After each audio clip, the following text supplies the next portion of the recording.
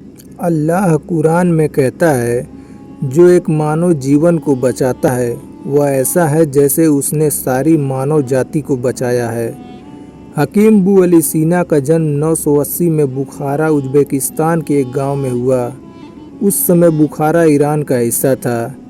इब्न सीना 1037 में हमदान ईरान में मरे और वहीं दफन हुए। वह अपने समय और इस्लामिक गोल्डन ईरा जो 7वीं सदी से 16वीं सदी तक रही, उसके सबसे फेमस और इम्पोर्टेंट डॉक्टर, एस्ट्रोनॉमिस्ट, पोएट और फिलासफर थे। उन्होंने लगभग 450 किताबें लिखी। उनकी कुछ फेमस बुक जैसे शिफा, इशारत और कानून है।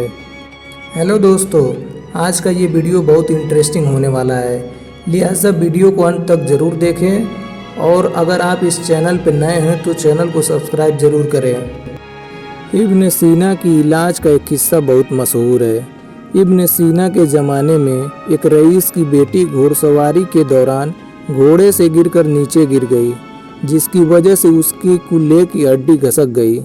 लिहाजा लड़की के बाप ने बहुत से हकीमों से इलाज करवाने की कोशिश की ताकि उस हड्डी को वापस अपनी जगह पर बैठा सके, मगर मुसीबत ये थी कि लड़की किसी हकीम को अपनी जिस्म छूने नहीं देती थी। चुनांचे बाप ने बहुत इसरार किया। बेटी हकीम को तो शरीयत ने भी महरम करार दिया है, लेकिन बेटी किसी तरह राजी नहीं हो रही थी और दिन ब दिन कमज़ोर होती जा रही थी। आखिर लोगों ने मशवरा दिया, शहर से बाहर एक बहुत ही दाना हकीम रहते हैं, आप उनसे मशवरा कर लें। दोस्तों, वो शख्स हकीम साहब के पास गया, अपना मसला बयान किया तो हकीम साहब ने कहा, एक शर्त पर आपकी बेटी की कुल्हा हाथ लगाए बगैर वापस बिठा सकता हूँ। वो शख्स कहने लगा कि जो भी शर्त हो मुझे कबूल है, मैं सब कुछ करने को तैयार हूँ, बस आप मेरी बेटी को ठीक कर दीजिए।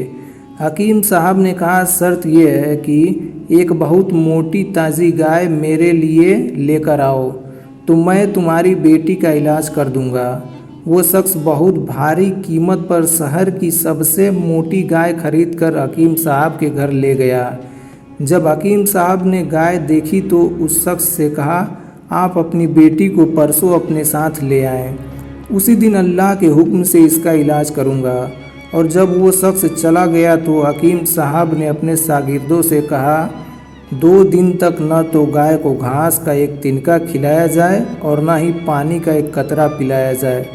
शागिर्द हैरान हुए कि इतनी मोटी ताज़ी गाय 2 दिन में भूख और प्यास से मर जाएगी, लेकिन क्योंकि उस्ताद का हुक्म था इसलिए तालीम के अलावा कोई चारा नहीं था। 2 दिन तक गाय भूख और प्यास की शिद्दत से बहुत कमज़ोर हो गई। दोपहर के वक्त वादे के मुताबिक वो शख्स अपनी बेटी को चारपाई पर डालकर हकीम साहब के पास ले आया। हकीम साहब ने लड़की के वालिद से कहा कि अपनी बेटी को गाय की पीठ पर बिठा दो। सब बहुत हैरान हुए, लेकिन कोई रास्ता भी नहीं था, लिहाजा लड़की को गाय की पीठ पर बिठा दिया गया। अब हकीम साहब ने अपने शागिर्दों से कहा कि लड़की के दोनों पाँव गाय के पेट के गिर्द रस्सी से मजबूती से बांध दो। शागिर्दों ने ये काम कर लिया तो उसके बाद हकीम साहब ने कहा, अब गाय के सामने घास और दूसरी खुराक डाल दो। गाय 2 दिन की भूखी प्यासी थी, लिहाजा ये जल्दी जल्दी खाने लगी। हकीम साहब ने उसके सामने पानी की बड़ी सी बाल्टी में बहुत सारा नमक डालकर रख दिया। पानी में नमक की आमेजिश ने प्यास की शिद्दत और बढ़ा दी और गाय ने एक साथ ही बहुत सारा पानी पी लिया। अब घास और पानी ने गाय की पेट को फुलाना शुरू कर दिया और लड़की की टांगों पर दबाव बढ़ने लगा। ये दबाव इतना ज़्यादा हुआ कि वो चीखने लगी और अचानक खड़ाक की आवाज़ आई और लड़की दर्द की शिद्दत से बेहोश हो गई। हकीम साहब ने लड़की को गाय से उतरवाकर उसके वालिद के सुपुर्द किया और कहा कि आपकी बेटी के कूल्हे की हड्डी अपनी जगह वापस आ चुकी है और ये गाय आज से मेरी है।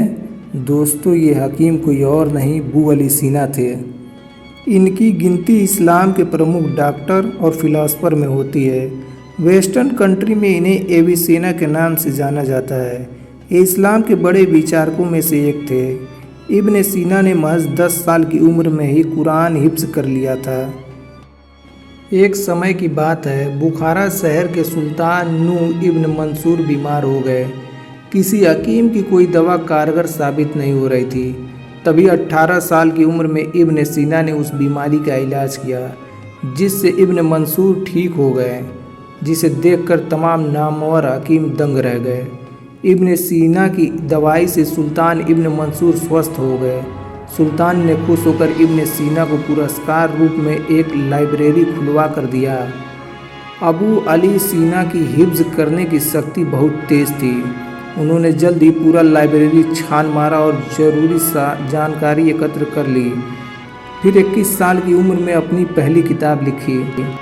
इनकी किताब अल कानून मेडिसिन की एक मशहूर किताब है, जिसका ट्रांसलेट अन्य भाषाओं में भी हो चुका है। उनकी ये किताब 19वीं सदी के अंत तक यूरोप की यूनिवर्सिटी में पढ़ाई जाती रही। इल्म कलाम को इमाम राजी के बाद फराबी ने और फराबी के बाद बू अली सीना ने काफ़ी फैलाया। इस्लामी शरीयत का एक बड़ा हिस्सा जो बू अली सीना ने हल किया, वह मुअज्जत और आदात के तहत था।